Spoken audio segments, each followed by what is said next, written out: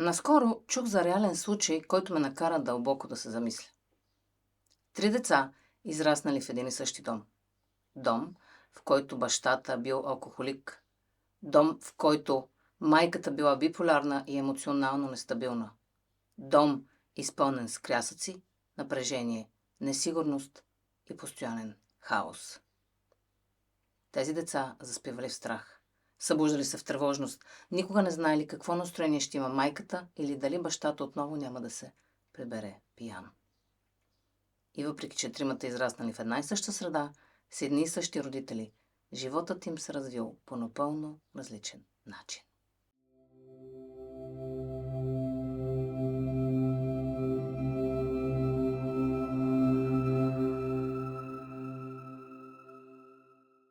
След години едното дете станало наркозависим и прекарало последните си часове лежейки на студен тротуар, умирайки от свръхдоза, заобиколен от други зависими.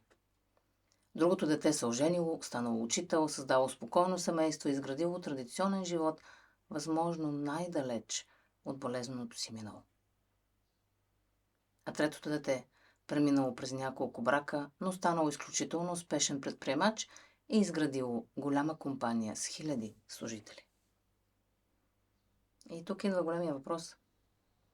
Как е възможно трима души да израснат в една и съща среда и да се превърнат в толкова различни хора?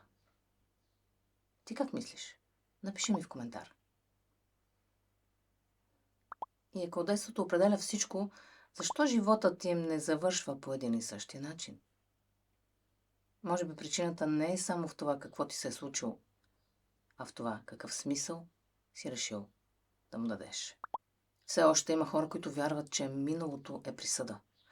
Че ако си израснал в хаос и животът ти ще бъде хаотичен. Че ако родителите ти са били нестабилни и ти неизбежно ще повториш същите модели на поведение. Че травмата, която си изпитал в миналото, автоматично определя бъдещето ти. Но, според Башар, това изобщо не е така. Той казва, че събитията сами по себе си нямат вградено значение. По своето естество те са неутрални. Ти си този, който им дава значение. И точно това значение оформя твоята реалност.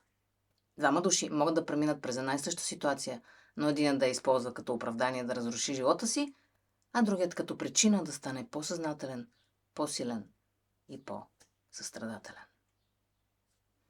Може би и ти имаш история, която редовно използваш като доказателство и оправдание, защо не можеш да бъдеш щастлив. Може би си казваш, такъв съм заради родителите ми. Имам страхове заради неща, които са ми се случили в миналото.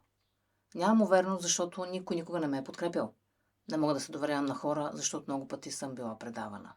И тъй нататък, и тъй нататък. Но какво ще стане, ако се окаже, че това не е абсолютната истина?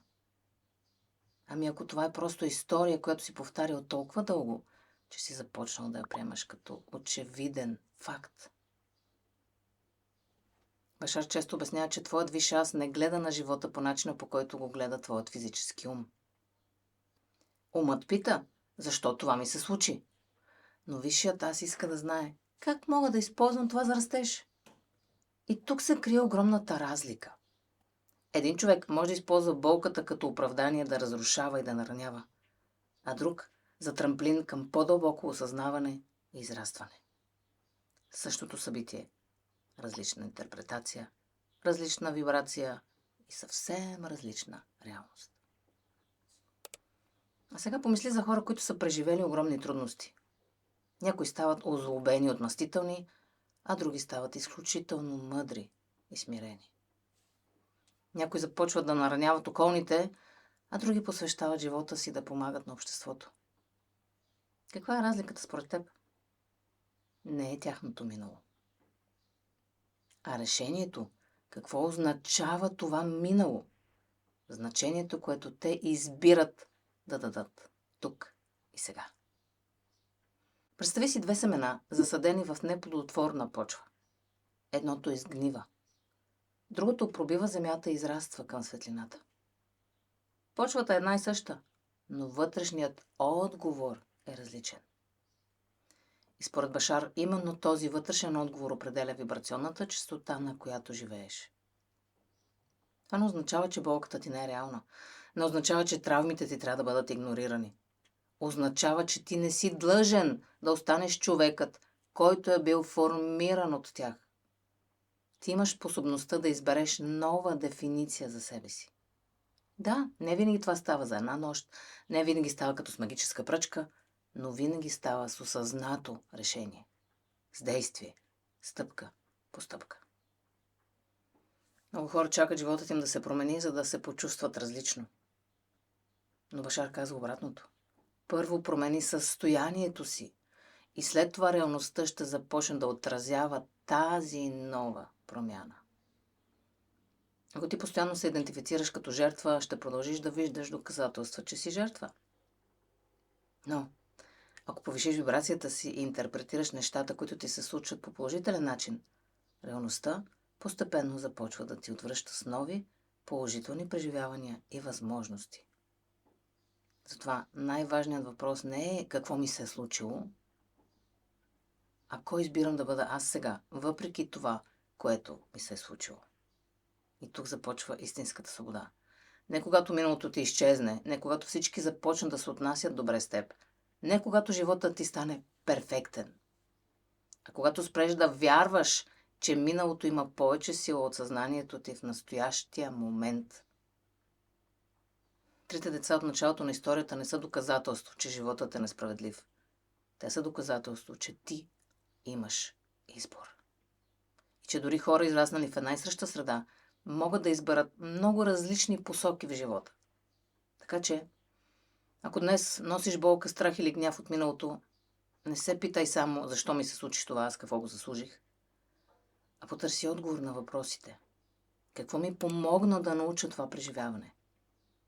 Каква нова версия на себе си мога да избера да бъда аз сега, чрез този контраст? Защото най-тежките моменти в живота ти не са били наказание, а необходими елементи, стъпала за твоя растеж като личност. Запомни това. И ако това видео ти помогна, напиши ми в коментар.